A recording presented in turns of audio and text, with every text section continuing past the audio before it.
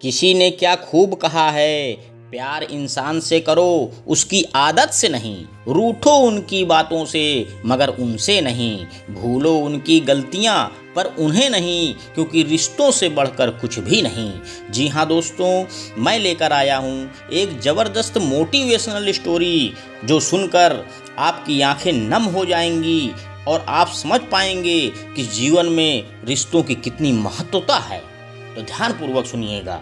विवाह के बाद पहली बार मायके आई सीमा का स्वागत उसके माता पिता ने बड़े ही धूमधाम से किया। सप्ताह भर सीमा को उसी तरह से रखा गया जैसा वह बचपन में होती थी। जो खाना उसे पसंद था वही बनाया गया, जो कपड़े वह पहनना चाहती थी उसे दिए गए। सभी उसकी देखभाल में लगे रहे। वापसी का समय आया तो सीमा के पिता रघुवीर बाबू उसे छोड़ने स्टेशन तक आए। जाते वक्त उन्होंने बेटी को एक छोटा सा पुड़िया दिया जिसमें कुछ सुगंधित अगरबत्तियां थीं। उन्होंने कहा, बेटी जब ससुराल में पूजा करने बैठोगी तो यह अगरबत्ती जरूर जलाना। सीमा की माँ गीता देवी ने झट से टोका, बिटिया के ससुराल जाते वक्त भला कोई अगरबत्ती जैसी मामूली चीज देता है? रघुवीर बाबू मुस्कुराए, फिर अपनी जेब से कुछ रुपए निकाले और बेटी को सौंप दिए। यह भी रख लो बेटा, लेकिन अगरबत्तियां मत भूलना। सीमा ससुराल पहुंच गई। सास बिमला देवी ने सारा सामान देखा और पूछ बैठी, तुम्हारे मायके वालों ने क्या दिया? जब उन्होंने अगरबत्तियों का पूड़ा देखा तो कुछ अजीब सा मुंह बनाकर बोली, कल पूजा में इसे जला लेना।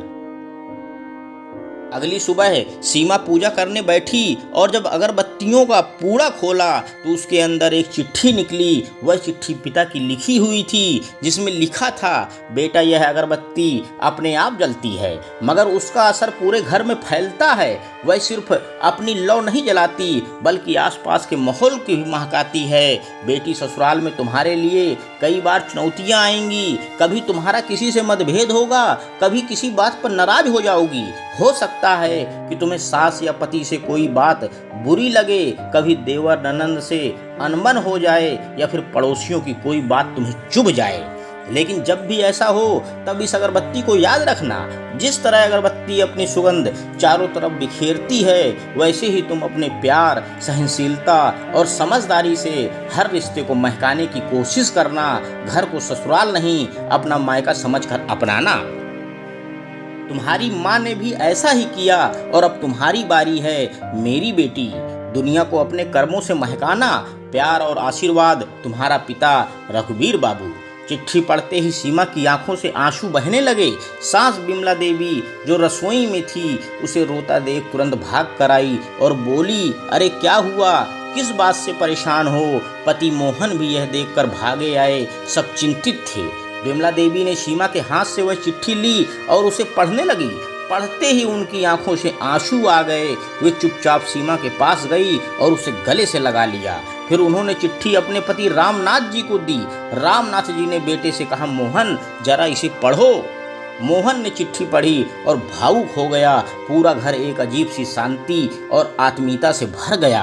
बिमला देवी बोली, यह चिट्ठी हमारे घर के पूजा स्थान में रखी जानी चाहिए। यह सिर्फ शब्द नहीं बल्कि हमारी बहू के पिता की दी गई सबसे अनमोल सीख है। उस चिट्ठी ने पूरे परिवार का माहौल बदल दिया। अब वह सिर्फ एक अगरबत्ती की सुगंध नहीं बल्कि रिश्तों की महक थी जो सीमा के घर में हमेशा के लिए बसी रही। दोस्तों, यह कहानी हमें सिखाती है कि रिश्तों में समझ, सहनशीलता और अपनापन होना कितना जरूरी है। बेटियां सिर्फ दो घरों को जोड़ने का माध्यम नहीं होती हैं, वे अपने संस्कारों से उन घरों को महकाने का काम करती हैं। बेटियां सचमुच दो कुलों को महकाती हैं। अंत में दोस्तों बस मैं यही कहना चाहता हूँ कि जिंदगी में बेहतरीन रिश्ता वह होता है जहाँ नाराजगी के बाद मामूली सी मुस्कुराहट और माफ़ी से जिंदगी पहले जैसी हो जाए। धन्यवाद दोस्तों, आपका दिन शुभ हो।